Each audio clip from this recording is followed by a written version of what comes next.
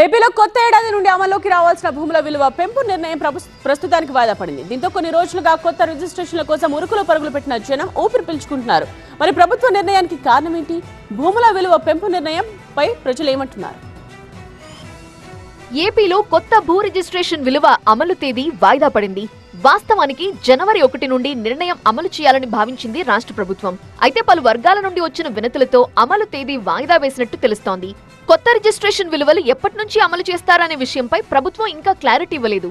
దీనిపై ఒక కమిటీ ఏర్పాటు చేసి ఆ నివేదిక ఆధారంగా ప్రభుత్వం నిర్ణయం తీసుకునే అవకాశం ఉన్నట్టు తెలుస్తోంది. వేరికోస్ వెయిన్స్ కి సరైన చికిత్స కోసం సంప్రదించండి ఎవిస్ హాస్పిటల్. భూముల ధరలు పెరిగితే రిజిస్ట్రేషన్ల ద్వారా ఏటా 14,000 కోట్ల రూపాయల ఆదాయం వస్తుంది అని అధికారులు అంచనా వేస్తున్నారు. భూముల రిజిస్ట్రేషన్ విలువలను సవరించడం ద్వారా ఆదాయం పెంచుకోవాలని భావిస్తోంది ఏపీ ప్రభుత్వం. ఈ మేరకు అన్ని జిల్లాల జాయింట్ కలెక్టర్లు కొత్త ధరలు ప్రతిపాదించి ప్రజాభిప్రాయం సేకరించాలని రెవెన్యూ శాఖ ఆదేశించింది. భూములకున్న డిమాండ్, ప్రస్తుతం ఉన్న ధరలు పరిశీలించి కొత్త ధరలపై ముసాయిదాలు తయారు చేయాలని జిల్లాల కలెక్టర్లను ప్రభుత్వం ఆదేశించింది. వాస్తవంగా అయితే మార్కెట్ వాల్యూలకు సంబంధించి ప్రపోజల్స్ తయారు చేశామండి. దానికి సంబంధించి జేసీ గారితో ప్రైమరీ అప్రూవల్స్ కూడా అయిపోయాయి. దాని మీద ఏమైనా అబ్జెక్షన్స్ ఉంటే కన్నా తెలియజేయమని చెప్పేసి మనకి నిన్న ఈవినింగ్ వరకు టైం ఇచ్చారు. వేరికోస్ వెయిన్స్ కి సరైన చికిత్స కోసం సంప్రదించండి ఎవిస్ హాస్పిటల్. ఏపీలో గత 5 ఏళ్లలో భూముల మార్కెట్ రిజిస్ట్రేషన్ ధరలు పలుసార్లు పెరిగాయి. దీంతో పట్టణాల్లో రిజిస్ట్రేషన్ ధరలు మార్కెట్ ధరలకు సమానంగా చేరాయి.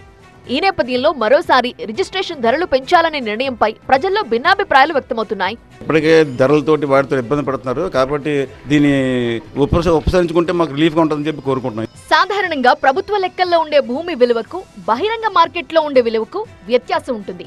ఈ విధానంలో భూమి కొనుగోలు చేసే వారికి తక్కువ ధరకు నివాస భూమి లభించడంతో పాటు అమ్మేవారికి లాభసాటిగా ఉండేది. ఈ విధానంలో ఆదాయాన్ని కోల్పోతున్నామని గుర్తించిన ప్రభుత్వం రిజిస్ట్రేషన్ విలువను పెంచుకుంటూ పోతోంది. దీంతో రిజిస్ట్రేషన్ల సంఖ్య ఎలా ఉన్నా ప్రభుత్వానికి మాత్రం భారీగా ఆదాయం వస్తోంది. మరోవైపు రిజిస్ట్రేషన్ ఛార్జీలు పెరుగుతాయన్న వార్తలతో రాష్ట్రంలో సబ్ రిజిస్ట్రార్ కార్యాలయాలు రద్దీగా మారాయి. సాధారణ రోజులతో పోలిస్తే రెట్టింపు సంఖ్యలో రిజిస్ట్రేషన్లు జరుగుతున్నాయని చెప్తున్నారు అధికారులు.